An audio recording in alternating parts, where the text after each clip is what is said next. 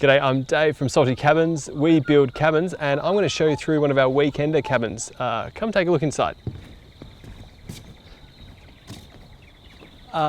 This is one of our weekender cabins which we built a couple of years ago, which was our kind of prototype cabin. It's set up as a holiday rental here in the hinterland, Byron Bay. We wrap the exterior in a rain shield. We use the Obodo thermally treated timber. That's why we've been able to use it onto the roof, and we've created that perfect gable. And this kind of was the start creation for all of our designs. This was kind of like our first test case. Inside we went a bit over the top. We rendered all the walls. It's pretty beautiful, but it's really set the tone for our cabins altogether. If you make your way inside, I'll show you some bits and pieces.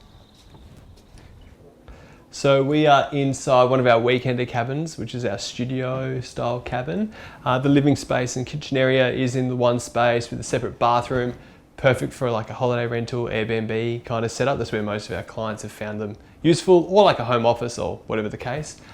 This one here has got a built-in bed, which is standard, queen size bed, bed head, fireplace. Room here for some seating. We've just got like floor seating, but you can remove these shelves and have a little table against the wall there.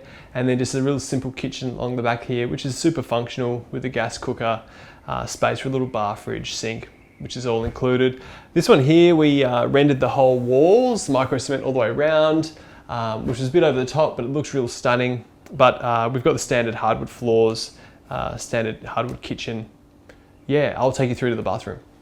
So inside this bathroom, we've got plenty of our standard features, the travertine stone floors, the concrete vanity that we make ourselves. This has got the micro cement walls, so you can see it's slightly different to the texture render that we use sometimes.